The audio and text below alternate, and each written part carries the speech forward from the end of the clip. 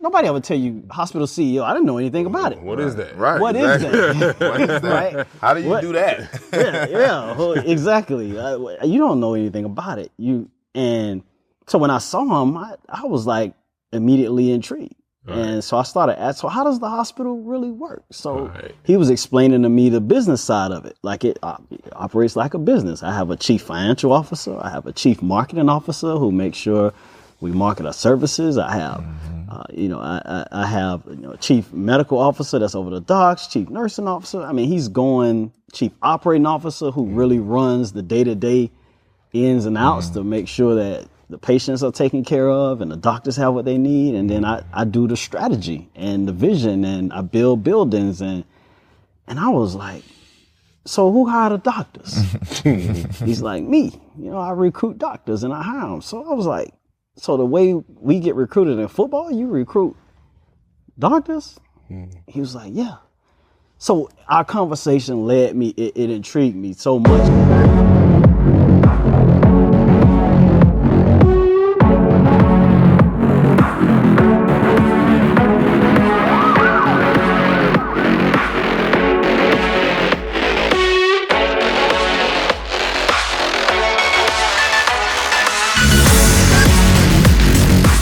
Dudes here.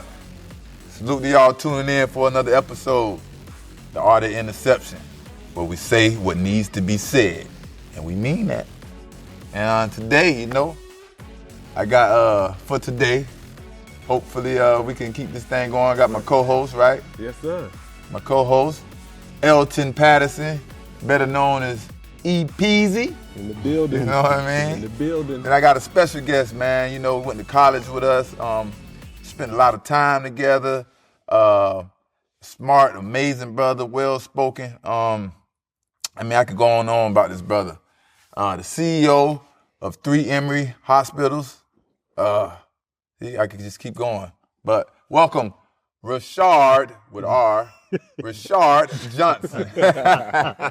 Welcome, bro. This guy here, man. This guy here. For the record, my mom pronounces it Rashard. But she spells it. We from the hood. She spells it Rashard. She pronounces it Rashad. All right, so that's for the record. Shout out to you, Mom. Shout out to you, Mom. Shout out to you, man. So, we here today, man. We gathering, fellowshipping. I got brothers here. We want to know what was like growing up for you. A CEO of a hospital. What is it like growing up? Yeah, man. Yeah. So. And before we go there, just it's big to give people their flowers while they still here. And I lost a very close friend, roommate of mine, teammate of ours, Bud. We lost him last year. R.I.P. Bud. R.I.P. Bud, man. Love your dog. We lost him to car accident, and I talked to him maybe like a week before for my birthday, but had an opportunity to tell him. During that time, he was telling me how proud he was of everything I'm doing, and you're doing it big. And I was telling him, man, you got to get to Chicago, man, so we can hang and come, chill with the family. Right. But I had a chance to tell him how much he meant to my journey and the foundation that was laid and how I use everything we worked on, that same hustle, that same grind. I use that every day. So y'all wasn't at least on bad terms. Like a lot of people be like, dang, I ain't get to say the last, so that's great. Absolutely. Great turns, great conversation. Hung up with him last time I talked to him, right? So that woke me up a lot of it, and I always say, man, I got to tell people, give them the flowers while they can smell it, because you never know what tomorrow holds. So proud of you two brothers, proud of you two. You guys were the OGs. At UCF, I came in at 17, academic scholarship, walked on, got an athletic scholarship. But during that journey, I watched y'all handle y'all business like grown men. And you had your son during the time, to be able to raise your son and do what you did on the field, off the field. EP, same thing. We went to church together coming up. Antioch. That was my church partner. Yes, sir. That was my church partner. We're going to get that church We're going to get the church. what. That's right. You're going to instill some morals. That's right. That's right. But it kept us prayed up, man. But you brothers went on to NFL, and Hall of Fame, and like I said before, if the NFL don't put you in the Hall of Fame, we calling Tip to put you in the Trap Hall of Fame. Since we in Atlanta. Yep. Trying to get me in the Get in the Trap Hall of Fame, baby. Yeah. I might rather be in there than the regular Hall of Fame. That's another story. You gotta have that donk in there. That's another story. That old school. That's another story. Right. But I mean, I love the fact, man, most of us grew up without fathers, but you guys, you real stand up guys, man, and husbands and fathers and leaders, great businessmen. So I love that, man, and it's inspiring for me. So salute. Appreciate y'all. Love. Thank you, brother. Thank you, brother. Yeah, but appreciate the humility, brother. yeah, man. Yeah, it's all good, bro. It's all good. Real recognize real. You gotta keep it that way, you know. And I'm always gonna keep it 100, regardless of what. So grew up Liberty City, Miami. Liberty City in the 80s. Yep. Shout out to 15 Ave, 69th Terrace, right down from the Pork and Bean projects. Back then, we had the Sugar Hill projects down there. Uncle Al DJs, rest in peace. You name it. You know, that was the area where I was raised. And in the 80s, as you know, being from South Florida, you had the drug flood that came in. Mm-hmm. And I watched all of that.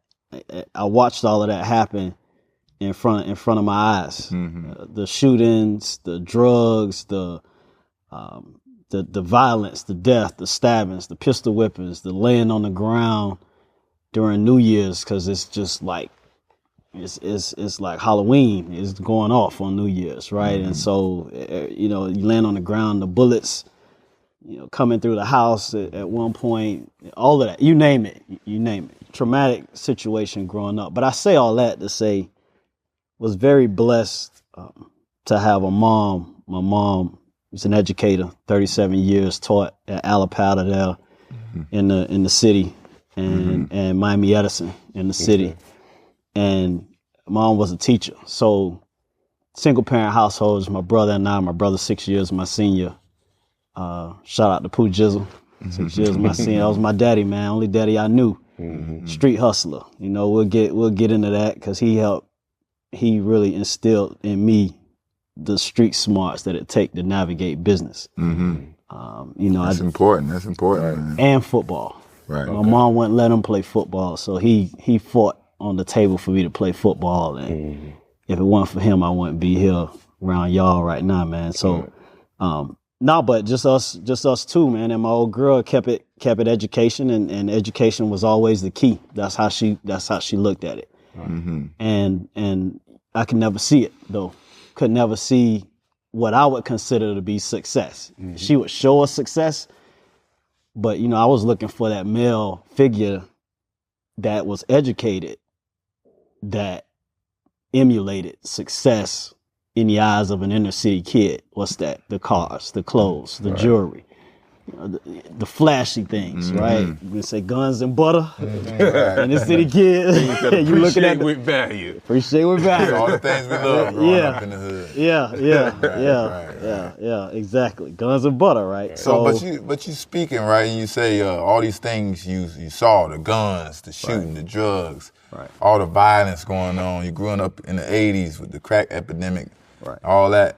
But you still was able to navigate and not get caught up into that and become successful. So what did you different that a lot of us don't do so you can maintain your path? It was my brother and my mother.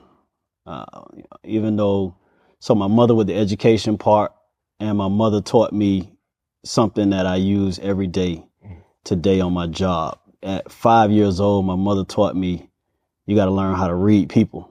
And you got to choose your friends. And then she was like, because the stakes are death or jail if you choose the wrong friends to hang around. So she's telling you this as you're young. At 5 years old. That's powerful. Right? And I didn't understand it, but then as I grew older, I realized that. And so fast forward now, and I'm going to answer your question, but I want to give it some context. Fast forward now. I read people for a living. In my role and the responsibilities that I have over 3 hospitals, over $1 billion worth of fiscal responsibility, I have to hire physicians, surgeons, nurses, executives. I have to do business deals, multi-million-dollar business deals, and I have to navigate boardrooms. And if the line between your eyes and your brows don't line up with your smile, I can tell you in 30 seconds. Right. Right. That's a gift. It's a gift. Yeah. It was, it's intuition now, but it was a survival skill then. Right. So to that end, that's part of it. The other part is my brother. My brother was heavy in the streets, and the statute of limitations gone, so I can speak on it openly. Right. Thank God. And heavy in the streets, but he never let me engage in street activities. Never. And he would always teach me how it worked, how the dope game worked, how to protect yourself when you're navigating things, how to, maintain as a man, hold your ground, because you had to fight. You grew up in the hood. Y'all grew up in, regardless if you're educated or not, you only make it out if you fight your way out. Right. There's no making it out. Other than that, you're going to get railroaded. Right. So, which is why a lot of inner city guys are damn good ball players. Right. Because they've been fighting and scrapping their whole life. Right. So, longer. So he taught me all of that, and made me football was it. And we played tackle football in the street. So when you blend both of those two things together, it kept me out of the streets. It kept my mind right. I had somebody to look up to, a father figure. I had my mom, who I wasn't going to let down. So I was going to make those grades. So when you look at me now, I'm a blend literally of high octane education and street smarts. Because all coming together. Right. And you have to figure out how to use it in corporate America. Because you got some people, go ahead. Now, I got a question for you. Now, I had a curfew. 11 o'clock, 12, I got to be in the house. Right. My son talk about it. He didn't have a curfew. Right. He could stay out to 3, 4 o'clock in the morning when he was coming through high school. Did you have a curfew? No. So my mother didn't give us a curfew. So first of all, my brother, she kicked him out of the house at like 15. Okay. Because he didn't want to, he didn't want to follow the rules. My mother's a teacher. My brother, went to middle school with my mom, had her class, and skipped her class. This how OG my brother is. This how OG he is. Like, he skipped her class. And my mom, no nonsense, and she and I cried. She kicked my brother out. I cried, but, so it was just she and I. But her rule was this. For a period of time, it was she and I, and then he went and did what he had to do as a hustler would, right? And did well, from 15 years old, kicked out. My mom would always say, I'm not going to sleep till you come in the house. Right. I used to hear that a lot. Right. I couldn't sleep till you wasn't home. Right. Yeah. That's right. One of the reasons I asked, because it's a form of what Asante was talking about, the self-discipline. How do you make it out of those environments, even when you don't even have parameters like I did? That's tough, and that's where a lot of people fall short. So yeah, and I think, she and I never really talked about it as far as that being her approach.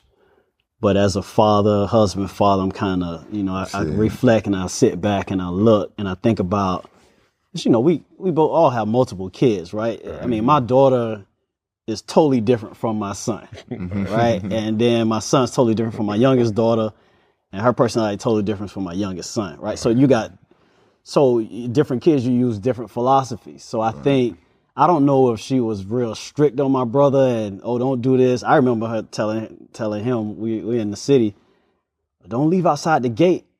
As soon as she go in the house, shing, he outside the gate. He on 15 now in the Pokey Bean Projects. Right. That was just the kid he was. Just rebellious. Huh? Right. So I don't know if she looked at me and said, I'm going to give him a little more slack, or if it was because I did everything she said. Like, I was bringing in the grades, I was doing all of those things, growing up. So I don't know what the reason why, but she gave me a lot of leeway. She gave me a lot of leeway.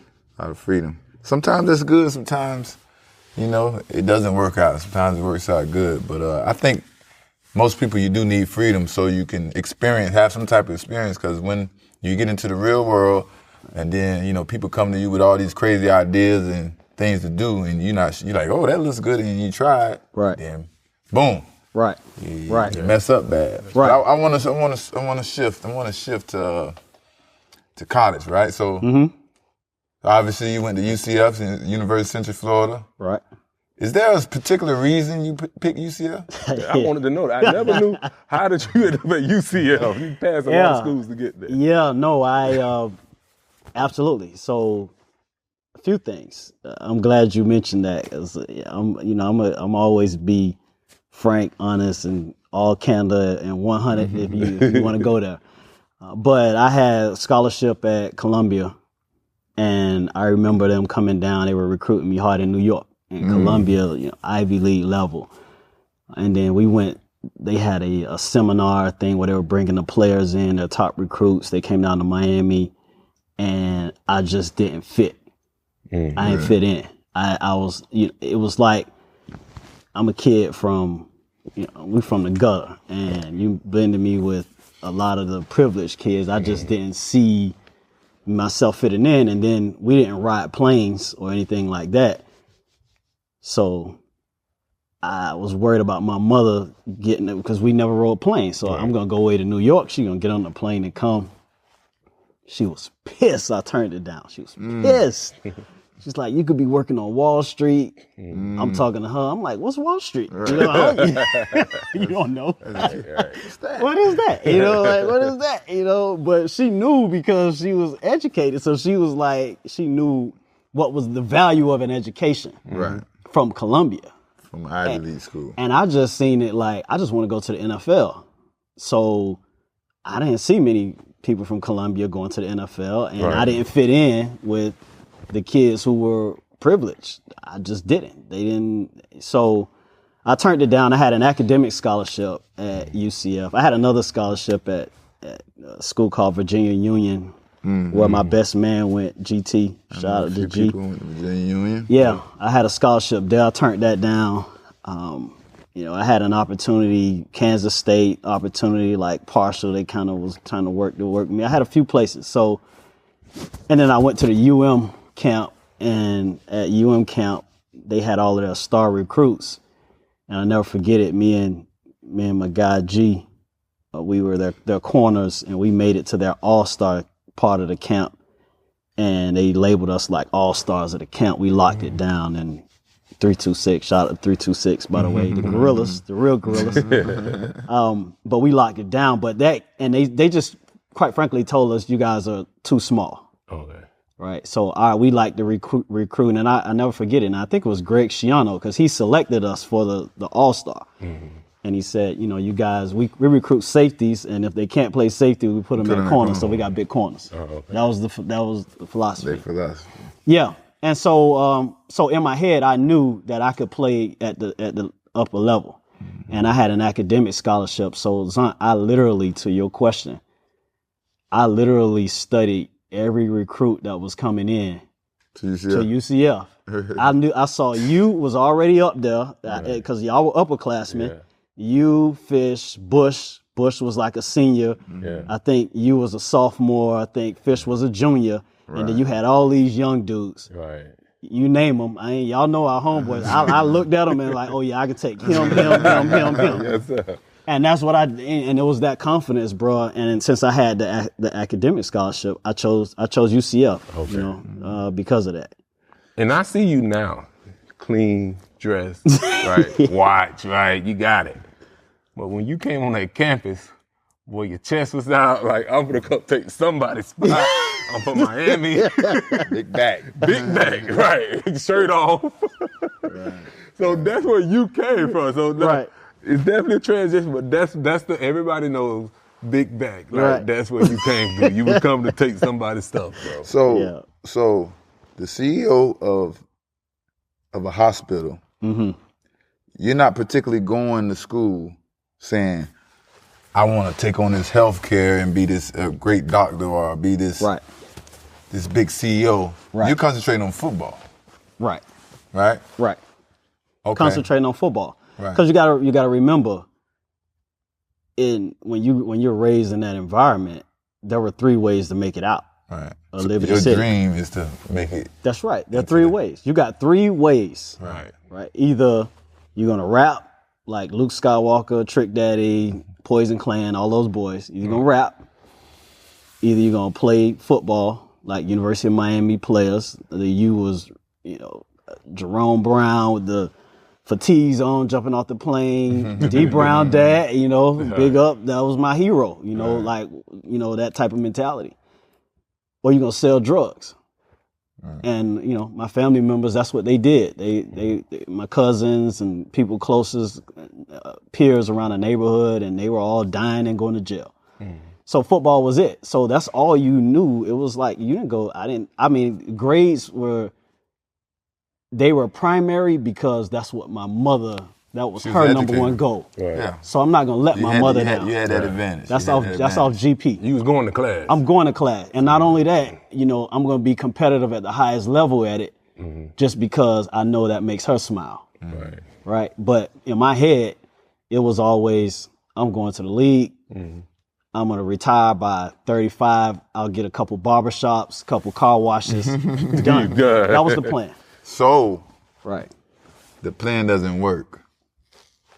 Or your plan doesn't go through. Maybe God has a different plan for you. Agreed. But you want to be this NFL player, right? Right. And it doesn't work out. And now you probably realize this, but your junior or senior, whenever you realize it, I'm not going to be this player. Yeah. How do you have this conversation with yourself and be real with yourself to understand, I can't keep chasing this, I need to do something else? Yeah.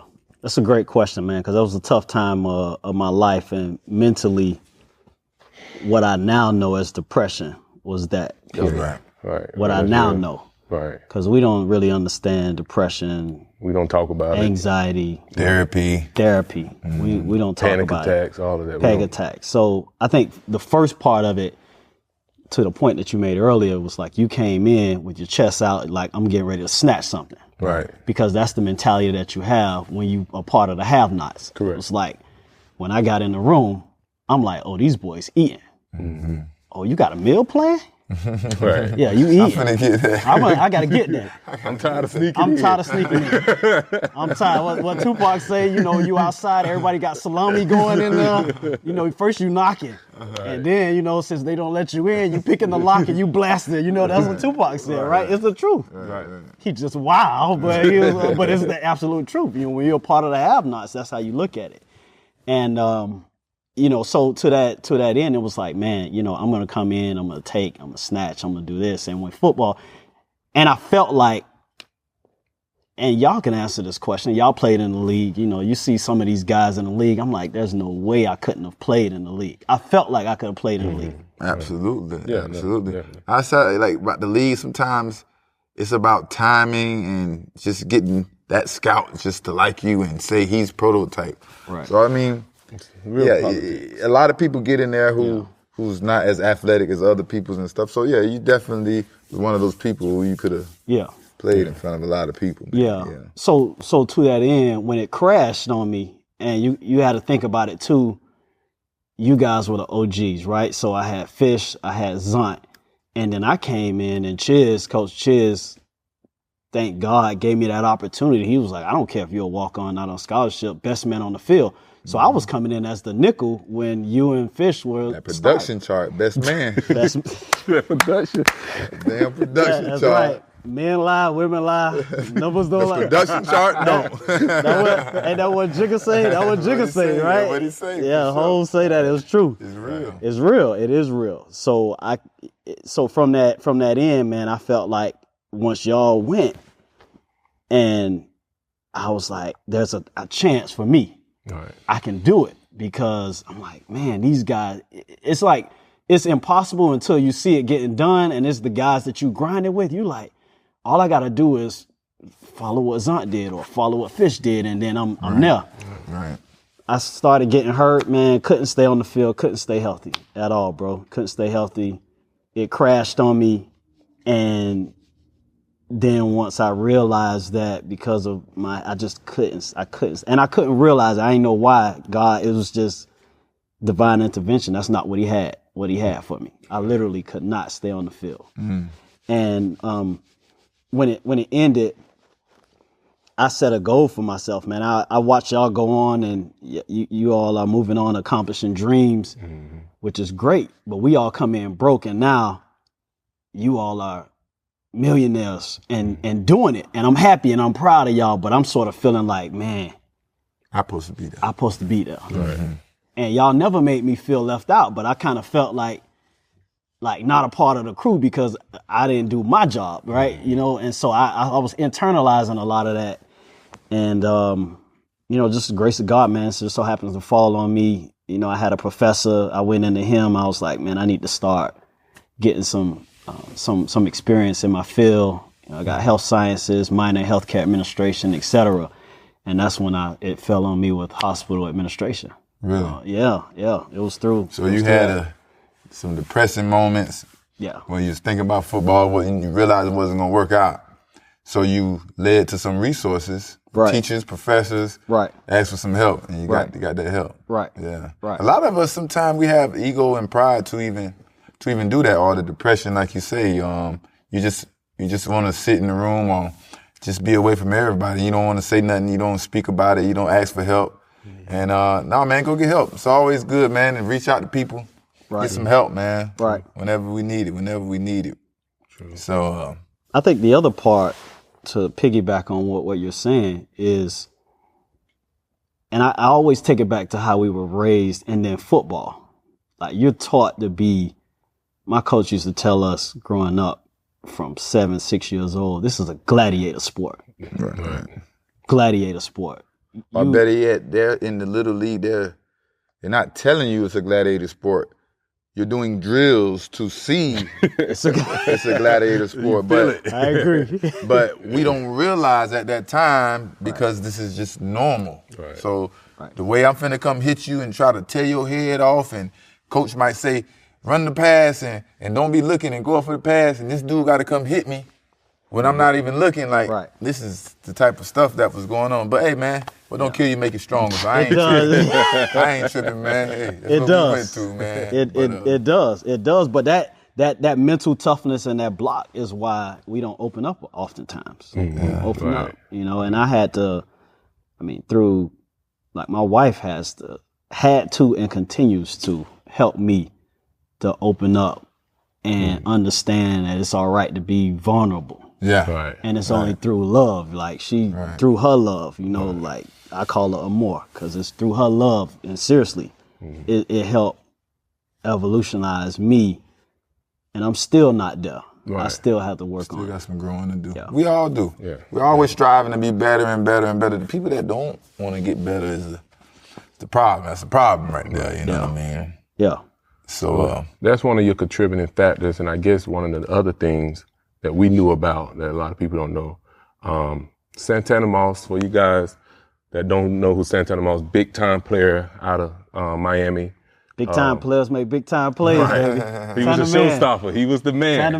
He was the man. But he had a whole lot of success, and I'm assuming that it helped you while you was in college on your journey, right? Yeah. No, absolutely. So for those, like, Santana was and is a living legend in our hood. Okay. Right. Living legend. University of Miami, all that. Right. All of that, you know, because he literally got it out of the mud, literally. Right. And I watched it. So his first cousin, Greg Moss, is my best man, been my best friend since like 7 years old. I'm godfather to his kids, vice versa, godfather to mine. And so I grew up and in turn, when you're close for that long, you know, you're talking 37 years or whatever, 33 years, you do the math, 33 years. So when you're that close for that long, his mom becomes my mom become his. They were both, you know, single parents. I mean, his dad was around though, but his mom he was in the house with his mom. His dad wasn't in the house, but he was there. Took us to practice all the time. Okay, good. But nonetheless, and then our mother's birthdays are on the same day. Okay. Right. And so they're like twins, you know. Right. And but so I became so close with his family because his family, they were very close knit. His grandmother, Mama Charlotte, was like the matriarch of the family, and they would do cookouts, and it was all about bringing family together. And everybody, you know, all raised in Liberty City. And so I became extremely close because my family, we weren't that close like that. Like there was love, but it was dysfunctional love. Right? And meaning I brought family. But his family had it. They were always together. And so I grew up with Santana. And so you'll hear us say we're cousins. I mean, not blood cousins, but that's my family. You know, that's my cousin. So, but to your point, long story short, I watched him grind. I watched him sacrifice everything. I watched him achieve like a dream that we thought was impossible. Like University of Miami player, the U. Correct. If you grew up in Miami, the U, the Dolphins were cool, and I'm a Dolphin fan, a huge Dolphin fan. Right. But the U was another like stratosphere. They were on another level, and he walked on and achieved that. Right. Started out with 47, moved to 6. And I was there every practice, every scrimmage, spring game. We used to go to the OB, the games, man, sneak in, chicken, Auntie Pat will bring. We had chicken, Uncle Lloyd screaming because you need to be on time. And I watched him do that, right? But then not only that, then he took it to that next level and went to the NFL, and I watched him amass this success where I call him actress. Like, baby, I named it the #1 stunner because you know what I mean? Because he had the diamonds, the jewelry. Right. Bro was stunting. Yeah, he was stunting. All them UN boys, all the whole draft. Tanner man always stunts, so I call him actress. I call him actress to this day. But he never changed. Right. That's good. And you know, each of us have amassed success, and anytime you amass success, man, like they say, everything got a price tag, even your own success. Right. Jeez.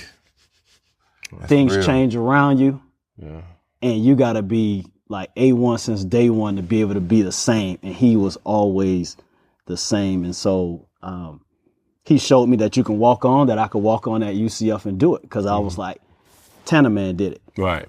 So I can do it, right? I seen it happen. And even now with the financial blessings that my wife and I have, I'm still shot. I'm still gorilla, you know, because I watched how he navigated that. So no, he's big time, man. Shout out to Tanner, man. Love you, man.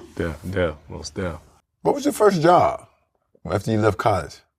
Oh, I thought so. I'm glad you clarified because I was going to ask you because my very first job, I actually started 3 businesses at the age of 9. Was you selling lemonade? One, I was selling candy. Okay. Airheads in the school. You buy them wholesale. And people can buy them in bulk. They cost like 5 cents an airhead. You sell them for 25 cents. People buying 3 and 4, $5. Man, you cleaning up. Made enough money. Then bought a PlayStation.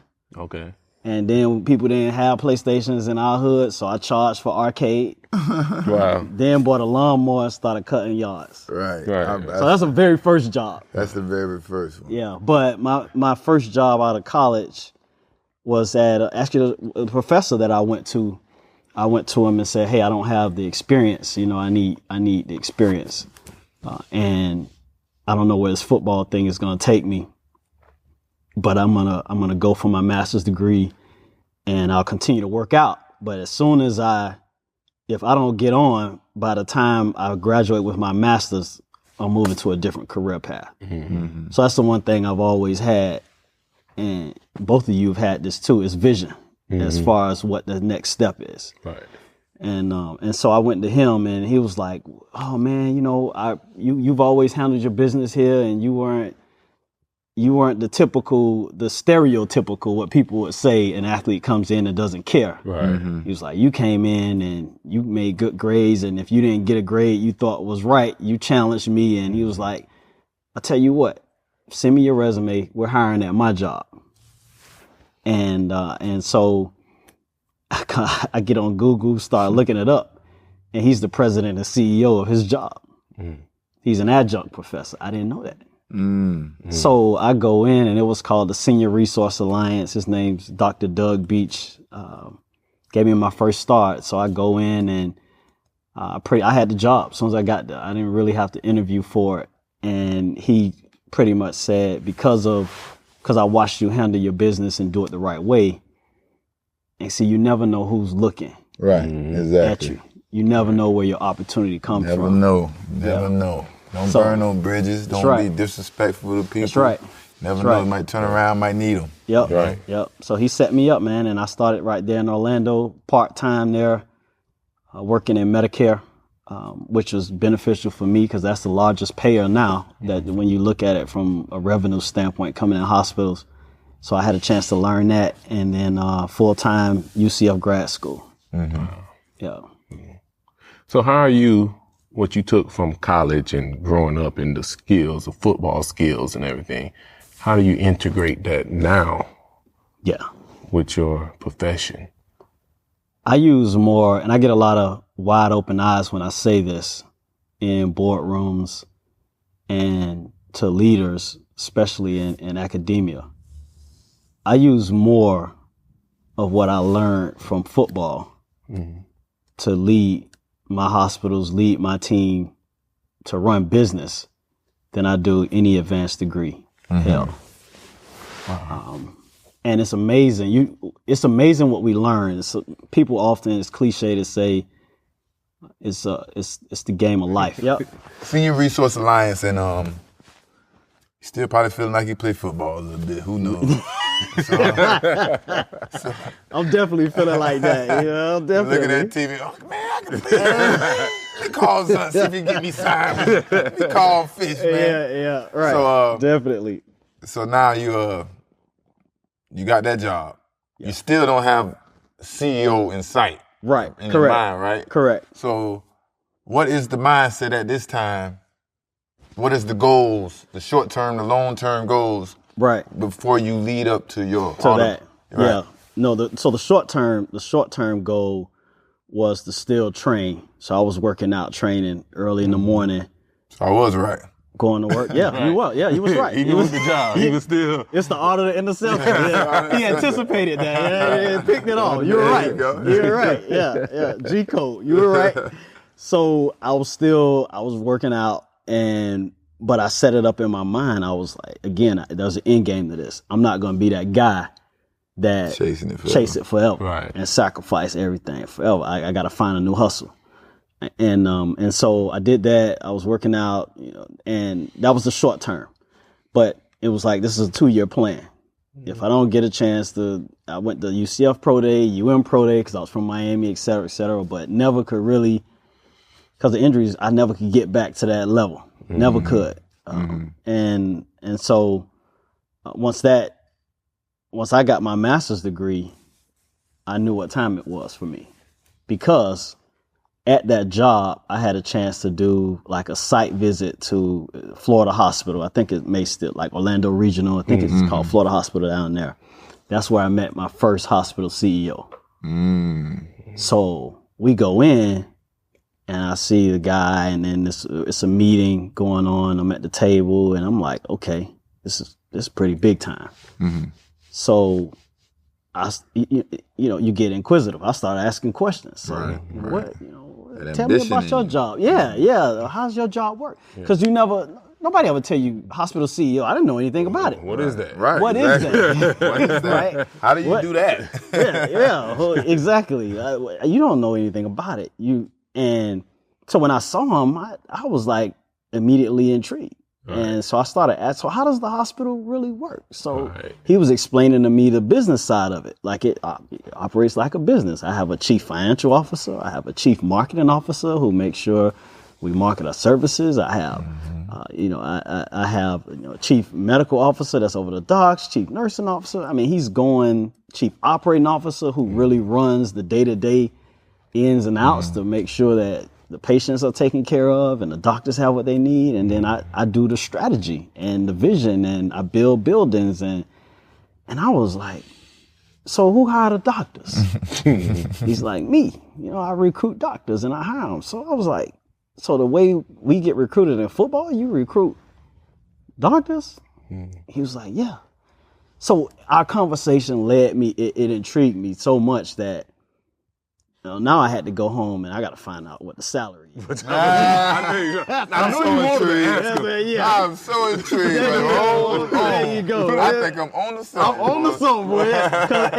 Right. To your point, we play cornerback, so you're anticipating. So I was like, I can see my peripheral. I can do this. Let me tell you right now. If it was Zunt asking those questions, he would have asked them right there. What's your salary? How much you made? What y'all start off with? But you know I what? made it sound pretty good. What y'all start off with? So it's funny you mentioned that though, but honestly, that's one of the first things I do when I go talk to inner city kids. Yeah. Is I go to the chalkboard and I put base, bonus, retention. I put everything down there and total comp. Mm-hmm. And that's because inner city kids, that's the very first thing they want to know. But at the same time, you're educating them because they don't know what bonuses, base, and all that stuff too. So correct. That's inspiring in itself. Correct. And the looks on their faces. I remember my wife used to be like, "You don't tell those kids." But I'm like, "Yeah, I do," because when I sat in their chairs, I didn't know that you can make $1 million doing. I didn't know that. Right. I didn't know that. And it's people that multi-millions. I didn't know you can do that. Mm-hmm. So I make sure those kids have that opportunity. But once I Googled it and I got to his salary, I was like, oh, this is my NFL. That's it. So what was your next step after that? So after you that, Googled it. Yep. You resource the job, whatever. I can't keep saying the name. Yep. SRA. SRA. Yep. And you meet this CEO. Yep.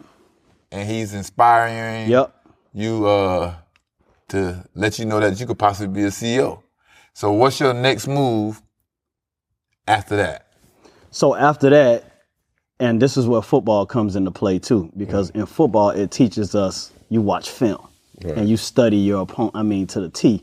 But not only that, but then you watch film of someone whose game you respect. Mm-hmm. And then you implement it and put it in your game. Right. You're not gonna be the same player, but you're gonna watch and say, like I used to watch Zunt T-break. But he get his foot in and out of the bucket. Done. Right. Ain't no wasted steps. Seriously, from 0 to 200. He's like quick as a gato. 375, 20. He was, bro. I give him that. You gonna give him his credit. I kick his ass in the straight ahead race. Right? Yeah, I kick it. You probably ran track, man. Now that I know track, all you motherfuckers that ran track beat me. That's why I couldn't run to the ball good, because I didn't run track. I ain't got no speed endurance. Hey, but from here to here, I never seen anybody that could do it like it. I never seen it. So, but anyway, so you study that. So when I studied this, things that he made, he had done like internships and fellowships. So they call it where you train up under the CEO. So then I started researching. I'm like, I got to do one of these. So I found one at the Miami VA, Veterans Administration Hospital, and that's where I did my what they call a residency. So I had a chance to.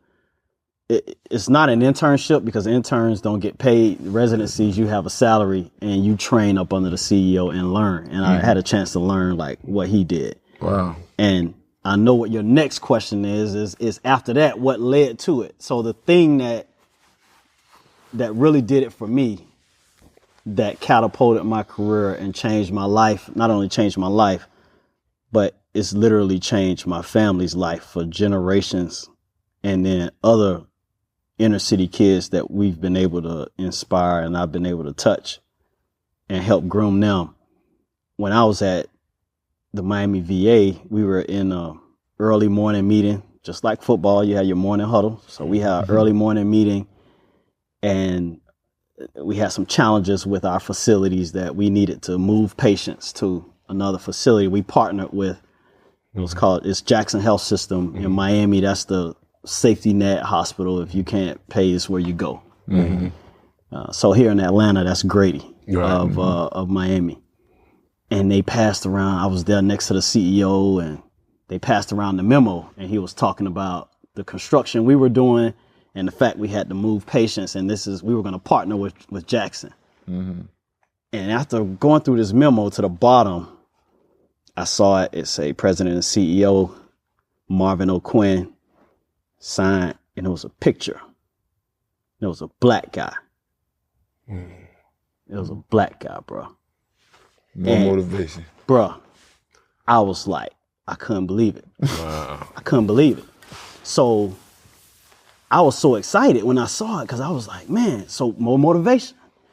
I go back in, I'm Googling it, and I'm doing my research. And I can't believe it because this is a staple in our community. I mean, you know, you're in South Florida, you know Jackson is it. Like gunshots, whatever happens, you know, this is the place for you to save your life. Run home. I was my girlfriend at the time, my wife now, girlfriend at the time, run home, boom, bust in the door. I'm like, babe, you won't believe this. She's like, what? I'm like, the president and CEO of Jackson Health System is a black guy. A black man? There you go. There you go. I was like Ricky Smiley, like, you lying to me. You got to be lying to me because I never seen it. It's like looking at a unicorn. Right. It's like looking at a unicorn. And she said the same thing. You lying. She said exactly what you said. Again, look, anticipation. She said exactly what you said. And I was like, this guy has to be my mentor.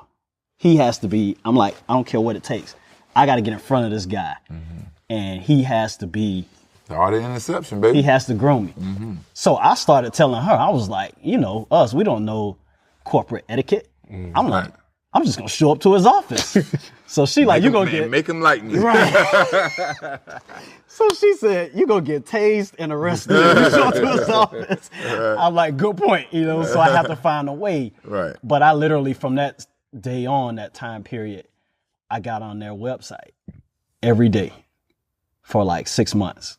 And every day I was looking for a job that I could get into to apply, to get in his health system, to have that opportunity to meet him. And it just so happens that it popped up. It was another fellowship program. So another training program. It popped up. And I had the Miami VA offered me a job and I turned it down to do another training program. I turned down like $20,000 to $30,000. Everybody told me I was crazy. Right. But this training program was up under him. But you knew. And I knew it. You knew what you wanted to do. I knew Art of interception. You was anticipating the things right. to get you to be a CEO, man. You know Absolutely. what I mean? Absolutely. And I wanted to be Marvin. And I knew it if I could learn from, and he was highly respected, you know, just articulate, cool, a real brother. Right. And I'm like, if I can get up under this guy and I can learn the nuances and the details of how Jackson Health System operates, because it's highly dynamic and complicated. Right. If I can do that, you can run any hospital. there you go. You can run any hospital. There you go. Straight up. So you get there, you're working with him. How long you work with him? I was with Marvin. I trained with him for a year. It was supposed to be a year and a half. I trained with him for a year, and I was doing so. I was hustling, bro. I mean, you say I don't sleep now, EP. She don't sleep. I was like, bro, 6 a.m, I'm there, son, suited and booted like this. Ready to go. Yeah, I was hustling, bro, and that ended up leading. Like, I ended up getting hired on my job there. They hired me into a director of operations role over 2 of the hospitals. Oh, so after the training. After the training, so you went to direction. I went to director. Head of director. Yep, director of operations, where actually they wanted to make me chief operating officer, which is the second step up under the chief administrative officer. A guy by the name of John Brandecker, JB, I call him, man, took me under his wing. He worked for Marvin. Okay. And he ran 2 of Marvin's hospitals. And JB, white guy from the Bronx, dirt poor, was a bellman growing up, knew his wife since a teenager. Our stories were eerily similar. I used to always tell him if I was an older, rich white guy, I'd be you. Right? And I used to tell him if you were a younger, handsome, kid from the hood. You. I was about to ask you, how would you feel about that? Right. That's what I used to tell him. But that's our relationship, you know. Right. I love him to death, man, like a father figure. He was and is. Taught me how to invest my money, taught me how to be a husband, taught me how to be a father, taught me how to navigate, you know, and he worked for Marvin. So, yeah, man, that we got to get those things from somewhere, man. We got to get those leadership skills from somewhere. Right. Somebody got to help us out. So, is that the last job before you become a CEO? No, man. I had quite a few. So tell us about the last job job or the most complicated job before you became the CEO.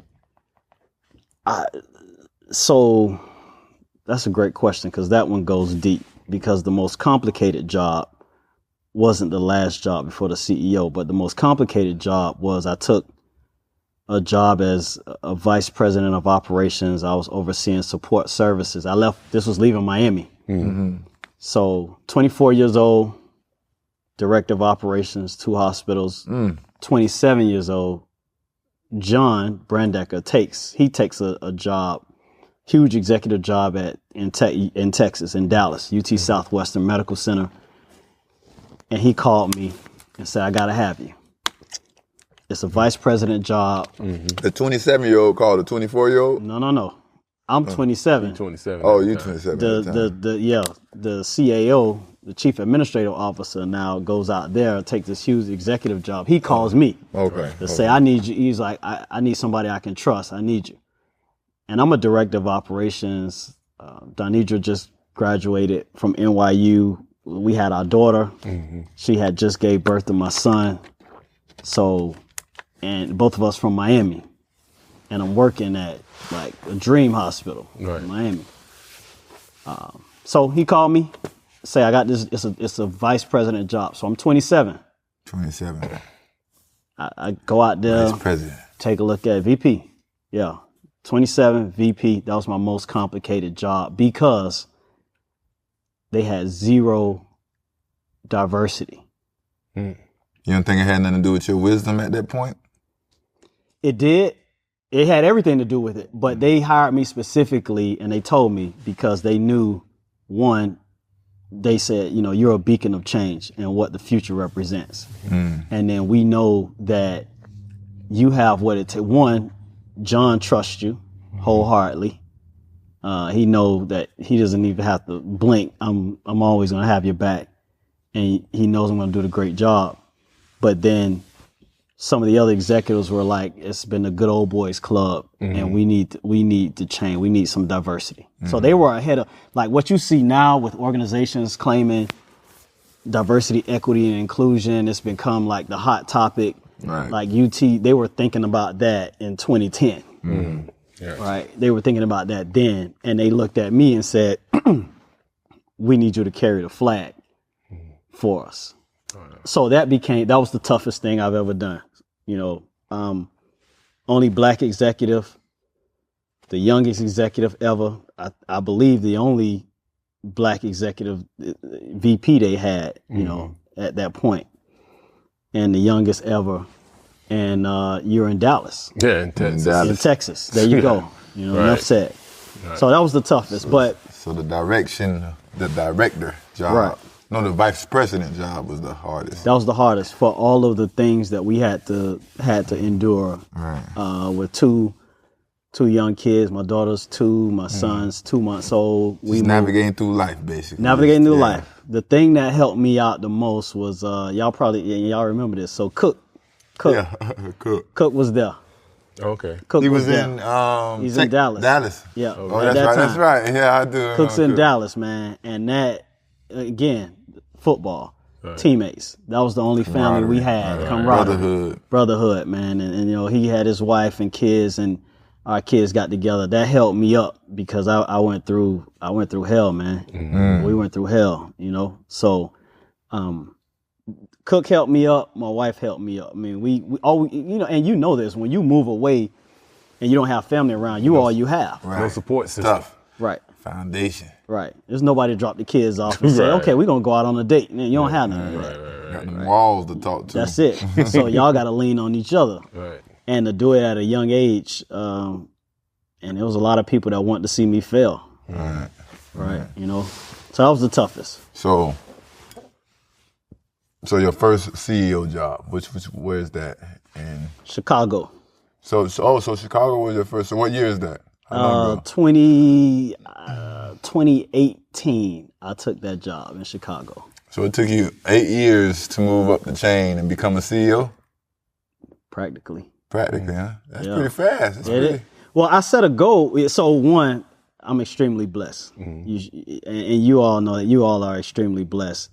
But I know without a conviction, like this was God's path that he charted for me. Right. Because it's not my plan. I just want to play football, get my barbershops, get a couple car washes. That's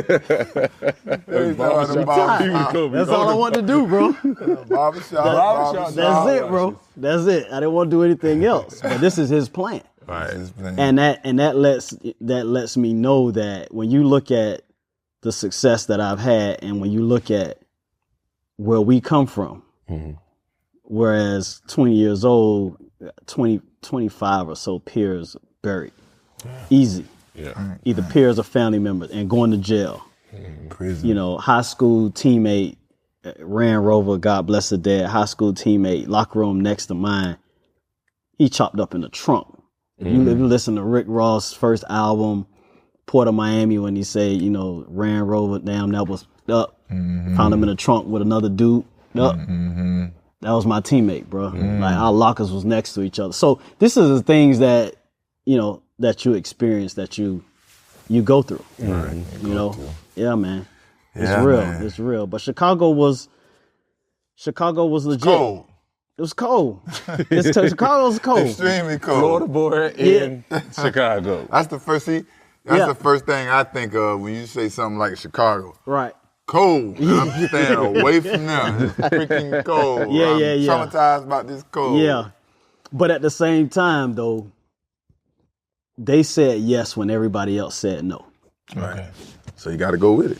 Right. When everybody else told me I was too young to be a CEO, or you're not ready yet, or, you know, I've been doing this 20-something years. You know, you just need to ready, wait. blah, blah, You're not, but because people put their fears on you, right? Their limitations and their fears in their mind On you. They're gonna put it on you. If I can't do it, then I know you ain't gonna be able to. Right. Don't put me in that category. I'm not in your lane. I'm in my own. You know, this is you talk. So with that being said, Yeah. what type of leadership skills you think you need to possess to be a good CEO of hospitals?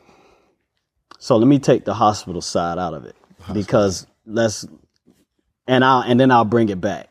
So I think the first thing is leadership. Leadership is everything. And when I look at my leadership skill set, it's shaped 3 ways. 1, my mom. 2, my brother. 3, football. Coach Chiz in particular. Coach Chiz in particular, hands down, was the biggest influence on me, the way I lead, because I lead a lot of how he led us. So people skills, I think, are extremely important. Meaning, and when I talk about people skills, meaning, like, I work for my team. Right? Yeah, everybody knows. I don't have to go around and say I'm the boss, so I look in the mirror and say I'm CEO. My title does it all. Everybody knows that, right? When the check's cut, at the end of the day, I'm signing it. Okay, fine. But I think people, and think about it as players, right? You run through the wall for the coach. Right. That's a player's coach. Right. You're going to run through the wall. It's the same concept. Same concept. Makes sense. It's the same concept. So for me, it's all about my team and my people. And I tell them straight up, I'm going to work for you. I'm going to empower you. First of all, you're an executive. You're empowered. We're not kids. We're not in high school. I'm not micromanaging. I'm not looking at a clock, what time you're coming in with it. No, we don't have time for all that. You're empowered. You're an executive. I expect you to make decisions. And be accountable. There you go. What you just said is the key to success because in corporate America and probably America abroad, people don't like accountability. At all. It's crazy. I don't Look down the understand. street, anywhere you are. Right. Friends, family, Right. co-workers, Nobody nobody. Nobody like accountability. But think about this though. Think about how accountability was ingrained in us Yeah, as football players. exactly. Coach Chiz used to film not only practice, but your individual drills. Right. People don't understand that. Like, before we watch practice, we're watching our drills Right. and getting cussed out about the drills Right. because the technique is not perfect. Right. Like, Oh, this is what we went through. This Right. is what made me me. Like, people don't understand what I be trying Right. to explain and what I went through, man. But right. you know. But think about it though, Zon, and you doing that. So you doing that in front of like, this is where accountability hit that next level. Because a lot of people, when you pull back the veil and they're vulnerable and you're doing it in front of people, they're like, oh.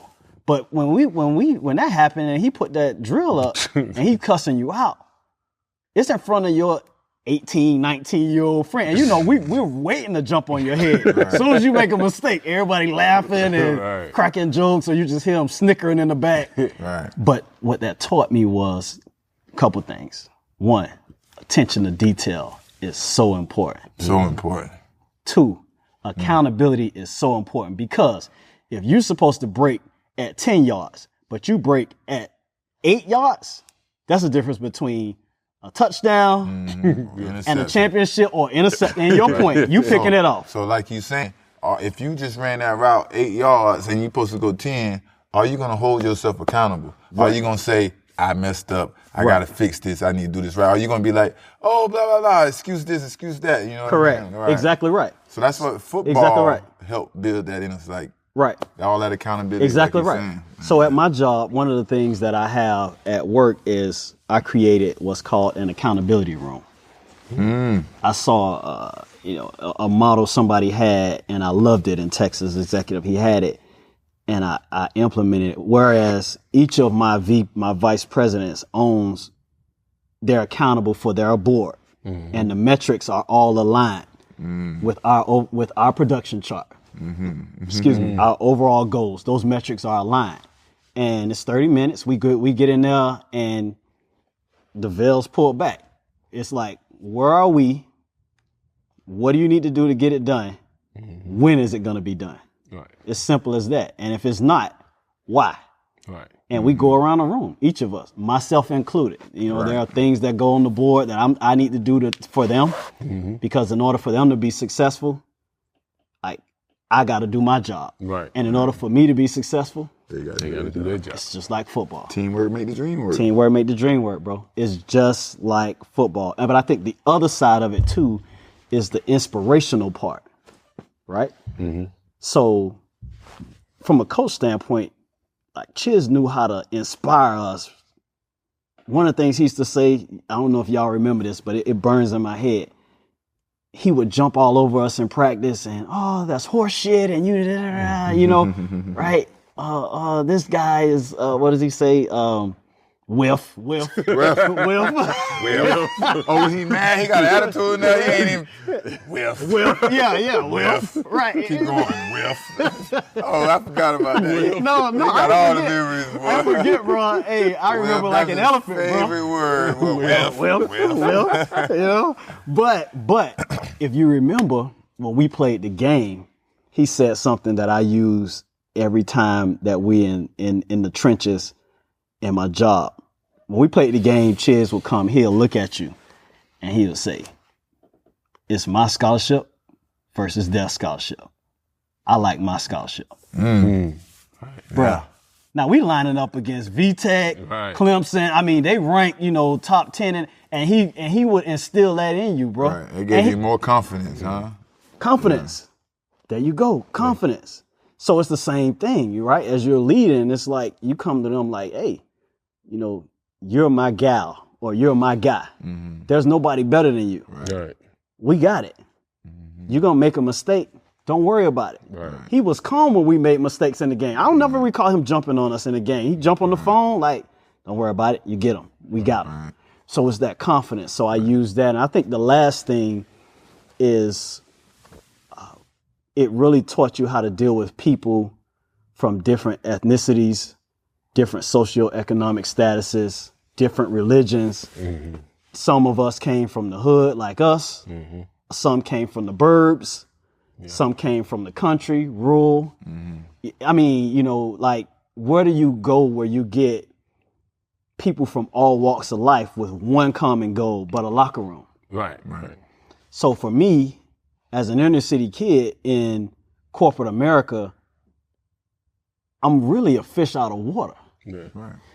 So I have to assimilate and I have to learn how to navigate it. Mm-hmm. But football taught me how to navigate it. Mm-hmm. And you understood that you was a fish out of water.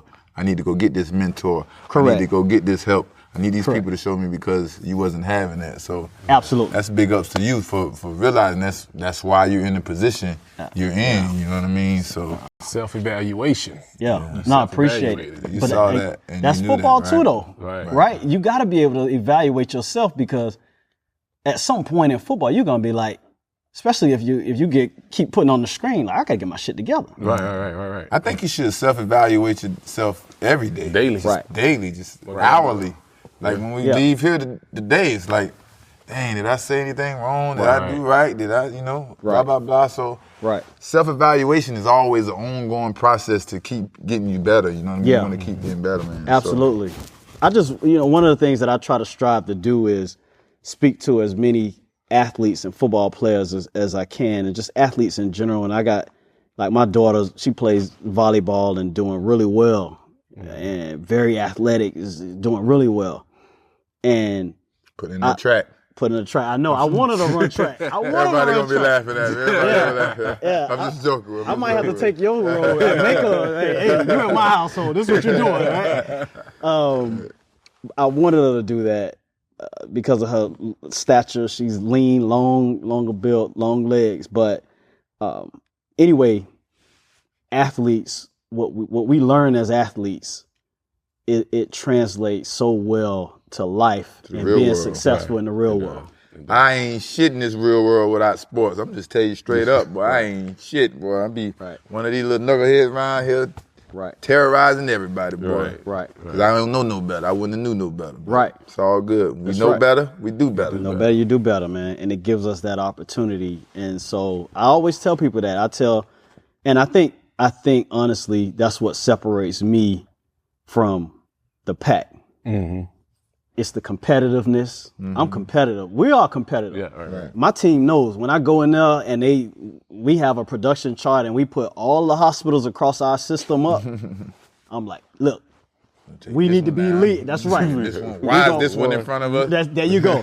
We need to whip them. Because that's what we did. We competed. My brother, you had to compete, bro. Right. And so in same. Period, there you day. go. Yeah. Same mentality, man. Iron sharpen iron, man. I really believe that. Like everything I do in life, it just seems like I turn it into a competition. It's like I can't help it. Like me and Fish, we arguing one night. Yeah. Who stays up the longest? I can see that. Who the hell stays up the longest? So hold on. Who won? Look, we trying to get right to it. Look. Not only did we just have an argument of who stays up the longest, we hopped in my car and drove around the city till somebody was sleepy. And they had to give in and say, you won, dog. Like 4 or 5 in the morning? 4 or 5 in the morning. But I had the cheat code. I'm driving, so I'm turning the AC up on them. You sleepy yet, boy? But that's what's my atmosphere. Like everything I realized who I am, everything I did, everything I do, I just turn it into competition for something. Right. Sometimes it's good, and sometimes it's not so good. Right. And it's not so good with the people that's not as competitive. You know what I mean? It's like, what are you doing to me? This one for you, Rodney Harrison. Staying hydrated, boy. Staying hydrated. So, man, I was doing some research, man, as you came here to Atlanta, becoming the big CEO of hospitals and stuff. They don't realize you're here.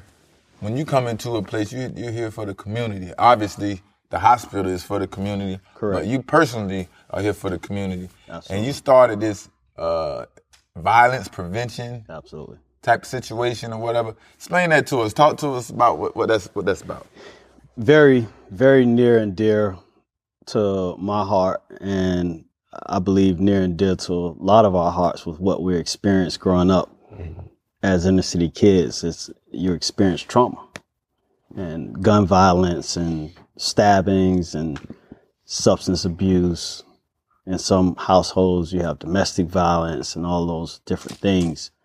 So this can't take full credit for this or credit for this. Something that we established on the south side of Chicago, and it was a center set up and a program set up for victims of violence. And it's not, there's no secret in terms of the challenges that you have on the south side of Chicago. Let me say this though. Well, let me stop you because you saying you can't take credit. I want to make sure you do get credit because you might not have started this situation in Chicago, but you implemented it in Atlanta. Absolutely. So that's a whole different situation. So you do get credit for that. Yeah. Yes, like You that's implementing- all you, brother, Yeah. coming into this city and helping the community. You know what I mean? But go ahead. No, I appreciate it, because I'm trying, my wife, she always try to keep me humble. I'm trying to simmer That's what it I'm here down. for. I'm going to give you the flowers, baby. Yeah. I ain't going back. That implementation is huge. Nah, your man. dog doing this thing. Your dog doing this thing. That's what we want to see, man. That's what we want to see, man. Hey, Your dog. we ain't got time to be doing our thing and putting our head down. Yeah. Hey, man, I'm doing my thing. I'm doing man. thing. Pop my collar, baby. Yeah. Straight up. know? Yeah, no, I appreciate it. So I appreciate it. So no, you're absolutely right. So it was done in Chicago. Let me say this for the record, man. I love Chicago with a capital L because Chicago loves me like their own son. The South Side of Chicago took me in, man. Everybody showed love to me and my family. We never had any issues. We were all throughout the hood. Everybody showed love, man. I love Chicago. So system was created there, and it was geared towards those who either been a victim of gun violence or witnessed gun violence or a family member or adversely impacted by gun violence, stabbings, pistol whippings, domestic violence, if you had to witness the traumatic stuff. So, and it was set up to help with your mental health. It was set up to make sure that you have access to psychologists, access to support groups, people who had gone through similar things, access to, if you needed medications, psychiatrists, access, and just people to vent to about what you've experienced. Right. Now, having been an inner city kid and a kid from the hood and having gone through and watching all of that take place and laying on the ground and the whistling of bullets going over your head as they trying to shoot the person next to you and losing family members and seeing dead bodies and you name it. And I never forget this, and I'll get to it, but this is an important point. Never forget, I was engaged to my wife, and we were getting ready to get married, and we had a condo in Davie at the time. I was working at Jackson, and one morning she was like, when I woke up, she was like, "Do you know you scream in your sleep?" And I was like, "Word?" She was like, "Yeah, you scream in your sleep." And so she was like, what do you dream about?" And so I sort of walked her through some of the things that I've seen or have witnessed or people lost along the way. And it's trauma. Right. But we don't know that. Right. At the young age, we had no clue. You have no clue. And it's studies and research that shows that people who have either witnessed traumatic events, been a victim to traumatic events, or, or had it happen to a family member, they usually turn violent. Right. I mean, this is real talk, but this is happening to us, Right. more so at alarming rates, more so than others. So it's our hood that's experiencing these traumatic deals. So needless to say, as you can tell, I'm passionate about it. Right. So when I got here to Atlanta, and we were all meeting the brass of Emory Healthcare and CEO by the name of Michael Thurman, who's the CEO over DeKalb County. And he mentioned in our meeting, he said, we got to figure out, we're seeing violence spike up, not only in Metro Atlanta, but in DeKalb. We're seeing a lot of gun violence sort of start going through the roof year over year. And we got to figure out ways that we can curb this, and we got to be innovative, and it has to be preventative. And so I said, hey, not for nothing, I'm new here, but we had a similar program on the south side of Chicago, and let me sort of show you the way it was set up. And it did wonders and got a lot of rave reviews from people who had been a part of it, and our physicians loved it, et cetera. So long story, I presented this to the team. And one of the things that I don't do, and this is a leadership characteristic, I don't move from place to place. So been in Miami and Dallas and Houston, Chicago, and now Atlanta. Just because it worked in Houston doesn't mean it's going to work in Chicago. Just because it worked in Chicago doesn't mean it's going to work in Atlanta, right? Or Dallas. So what I do is I give you the framework and I give it to my team and say, now you go ahead and you put Emory's stamp on this, right? You make sure that the things that are critical to making this successful, it has that Emory brand on it. Because I don't know that. I'm new. I'm a fresh set of eyes. And that empowers your team to run. It's just like if you got a player that got a certain skill set and you tailor your defense to say, I know Zunt could read the triangle. He going to read the triangle, right? So, Zante, I want you to jump. I want you to read this triangle and pick the ball. What you say, Andy used to tell you, read? I need the ball. Go get the ball. Go get the ball, Zante. Damn, it's 70 people on the side. Why are you coming up with me? That's right, because of your skill set. So what you do is then you say, okay, you tell my safety, hey, look, just make sure you cognizant. I'm going to have him go get this ball, shy over there a little, just in case. Stay deep. Do something. And the D-line. And the D-line. We're going to put you in the temp. Go get the quarterback. Right. Can you get to him in 3 seconds? Absolutely. I can get to him with about 2.5. It is. Listen. So everybody's. Absolutely. It's tantamount to business and what we do. So same thing. I give them that. This is the play. Put your skill set on it. And they did that. We presented it.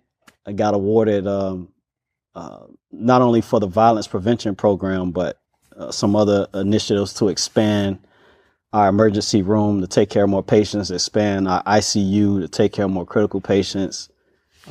We got awarded $12 million. So shout out to CEO of DeKalb County, Michael Thurman, for that. And so we're getting that going here. And I'm told it's the first, I haven't done my research, so they can fact check me on it, but I'm told it's the first that we have in metropolitan Atlanta and Georgia, and possibly the Southeast. Wow. Salute. First. Brother coming down here doing big things. I like it personally because down in my hometown in Tallahassee, shout out Long Lil Roe, he just went, the community, him getting shot, the community got hurt. So where are all these people who's constantly talking about an old classmate that was pivotal in the community? They don't have nowhere to go to get the counseling, or they was able to see these images that they probably can't get out of their head, so they got to deal with trauma, right? So I think what you're implementing here in Atlanta is huge because it's gonna give people a place to go. And that's the extra resource and feel good about myself. You know what I mean? That's people talk about it. Gun violence need to stop. We need to do better. What are you doing? Rap music. Besides talking.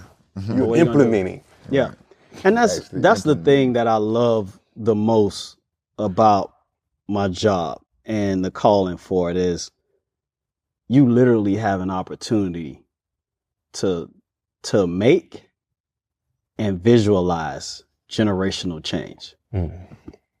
You literally have an opportunity to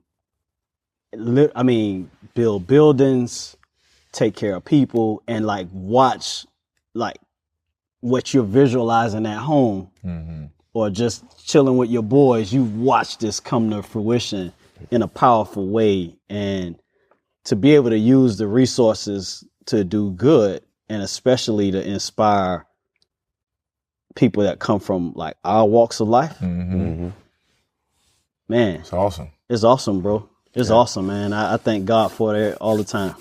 The art of interception, baby. The art of interception. Right. So we're gonna wrap it up. But I'm gonna tell you a little story, but because you mentioned it about my life and young, getting a job.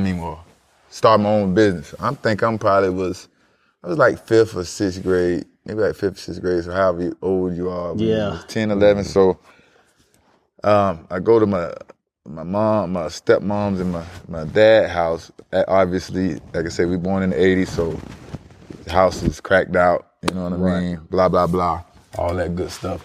But I'm naive to that, so I'm not really, worried about that. I'm there with my stepbrothers, we having fun. So now, I don't know how I came up on this lawnmower. I got the little lawnmower, the cheapest one where all the grass flow out the side of it. So you just hit the yard and just flow out. Keep going. So this is our money maker. So I go to my daddy's house every chance I get so I could go cut the yard. We go knock on the door, 25 for the front, 25 for the back. Right. Some people just say do the front. Some people say just do the back.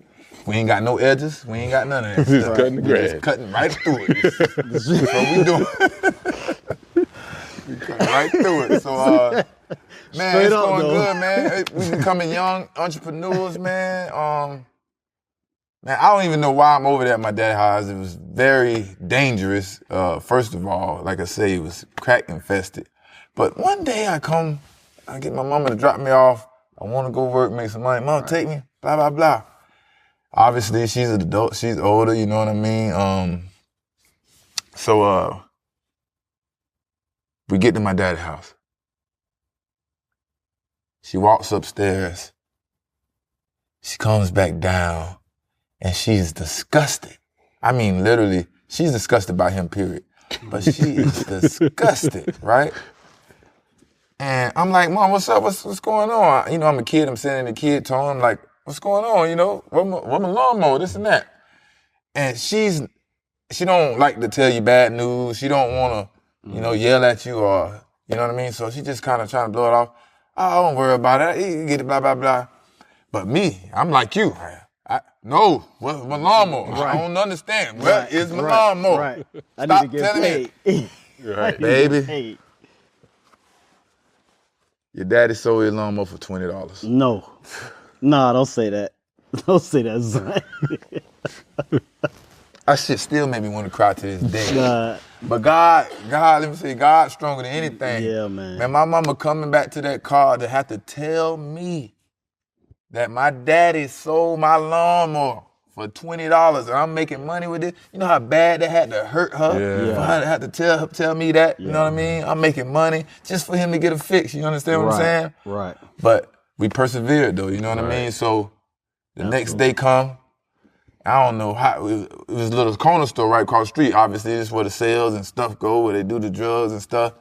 So, a lot of selling and buying going on up here. So we run up on another lawnmower. Guess what? This one, the new one. He got the thing in the back that catch the grass and everything. Boy, just came up on me a brand new lawnmower for about $40 though. Even though he sold mine for $20. That's what's up. I got me a brand new lawnmower and back to business, and it's better than the other one. The customer's gonna be much more happy. That's God right there. Yeah, so Yeah, that's my little success story, Yeah, man. yeah. That's the art of interception, man. We here with the CEO of 3 hospitals, Emory Hospital. Man, go and send us out, man. Say something. Say something, man. Hey, man. First of all, blessings, bro. Yeah. Love, always. And this is powerful, man. So what we're doing, man, I just appreciate you guys having me in, man. Family. We need a good take now. Good art of interception, baby. Well, salute. This the art of interception.